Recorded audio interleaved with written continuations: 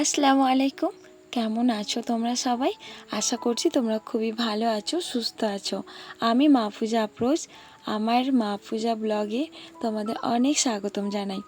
আজ বৃহস্পতিবার আর ঘড়িতে বাজে 6:30। ঘুম থেকে উঠে পড়েছিলাম আজকে জলদি। আর জানো তো, কালকে আমাকে কাকিমা 3-4টে প্রায় গাছের মতো আমায় গিফট করেছিল, আর বিকালে দিয়ে গেছিলো। তাই কিছু এডিটিংয়ের ব্যাপার ছিল, তাই আর বিকালে লাগাতে পারি না। তাই ভাবলাম কালকে ঘুম থেকে জলদি উঠে যাব, গিয়ে গাছগুলো লাগিয়ে দেবো। তাই সকাল সকাল উঠেই আজ কোনো কাজ না সেরেই কিছু সাময়িকভাবে ফ্রেশ হয়ে আমি তারপরে কিন্তু গাছগুলো লাগিয়ে ফেলেছিলাম। আর এই যে আজকে যেহেতু আমার রান্নার কাজ ছিল না, যেহেতু বৃহস্পতিবার, কাকাবুর প্রায় ডিউটিটা বন্ধ থাকে বৃহস্পতিবারে, তাই সকালবেলা আজকে ছাদেই ছুটেছিলাম আর ঠান্ডা ঠান্ডা রোদে লাগিয়ে ফেললাম। আর প্রত্যেকটা বারে না প্রচুর রোদ্দুর থাকে, আর রোদ্দুর হলেও কি বলো তো, আমার সময়টা হয় রোদ্দুরের টাইমে। সকাল সকাল তো আমার রান্না থাকে, তাই আর সকালে গিয়ে ছাদের কাজটা করতে পারি না, তাই বেলা হয়ে যায় আর সেই সময়টা রোদ্দুর থাকে। আজকে কিন্তু সেটা হয় না, আজকে জলদি জলদি গেছি, গিয়ে গাছগুলো লাগিয়েছি। আর প্লাস দেখছি কত গাছে ফুল ফুটেছে, খুব ভালো লাগছে। আর যখন আমি উঠি প্রায় 9টা-10টা হয়ে যায়, কিছু কিছু গাছের ফুলগুলো না একটু মানে হয়ে যায়, চুপে যায়, যেটা বোঝা যায় না। আর সকালে উঠে দেখছি গাছ ভর্তি ফুল আর ফলেও ভরে উঠেছে।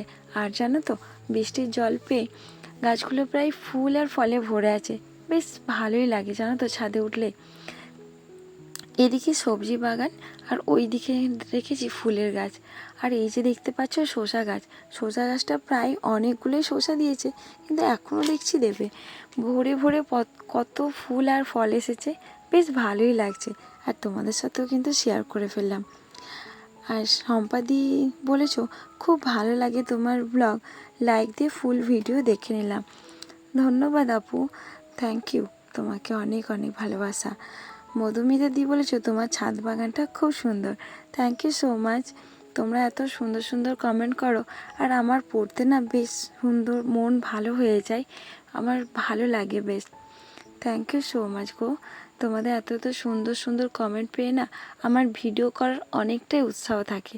আর এই যে গাছটা দেখছো, এটা আমাকে প্রকৃতি গিফট করেছে। আমি কিন্তু চারাও দিই না, আর চারাও লাগাই না, আর বীজও ফেলি না জানো তো।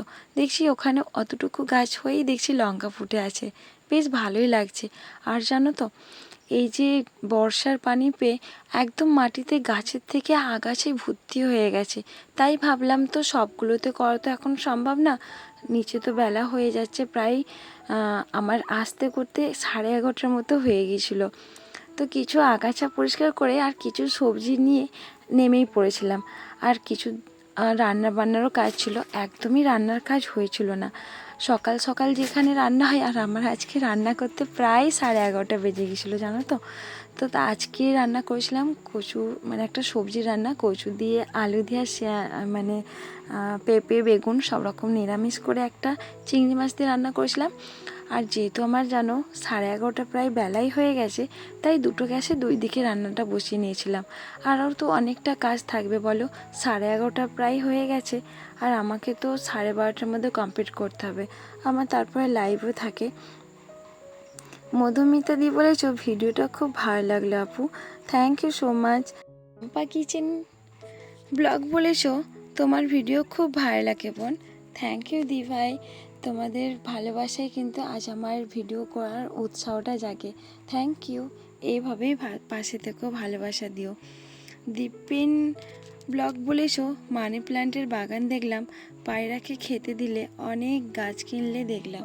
হ্যাঁ দি ভাই, এগুলো কিন্তু গাছগুলো জানো তো অনেক আগে থেকেই কেনা। আর তোমাদের সাথে গল্প করতে করতে আমি রান্না একদিকে কমপ্লিট করছিলাম, আর এই যে বাস্কেটটা বাড়িতে যেহেতু রং হয়েছিল, এটাকে অনেক দিন পর না ভালো করে তার চালি দিয়ে ঘষে নিয়ে একদম ক্লিন করে ফেলেছি। আর একদম ক্লিন হয়ে গেছে, কোথাও জাং নেই, একটু জাং মতো এসে গিয়েছিলো, যেহেতু একটা কর্নারে আমার না আগে ফিট করা ছিল, ওখানে তো আমি নামাতে পারতাম না, জাস্ট ওপর থেকে হয়তো মুছে নিতাম, তারপর দেখতাম একটু জাং ছিল। আর তার জালি দিয়ে ক্লিন করতে জানো তো বেশ মানে একদম পুরোভাবে ক্লিন হয়ে গেছে। আর তারপর তো এইদিকে কাজগুলো করছিলাম আর ওইদিকে আমি কাজগুলো হাতে ক্লিনগুলোও করছিলাম। ফাইনালি আমার কিন্তু রান্না বান্নার কাজটা প্রায় কমপ্লিট হয়ে গেছে, জানো তো। শাশ্বতী দি বলেছ, আপু আপনি তো সুন্দর মতো সহজভাবে গাছগুলো লাগিয়ে দিয়েছেন। আমার তো হাত দিতেই কেমন ভয় লাগে। আমি খুব গাছ ভালোবাসি, কিন্তু ভালো করে পরিচর্যা করতে পারি না। আপনি সংসারের কাজ প্লাস গাছ লাগানোর এরকম কিছু বলেছ। জানো দি ভাই, তোমার কমেন্টটা স্ক্রিনশট করে নিয়েছিলাম, আর সেখান থেকে না রিড মোড থেকে আর আমি করতে পারছি না। আর অন্য ফোন থেকে যে করব, সেখানের কমেন্টটা কিভাবে হাত লেগে না সিরিজ হয়ে গেছে, আটকে গেছে, আর দেখতে পাচ্ছি না।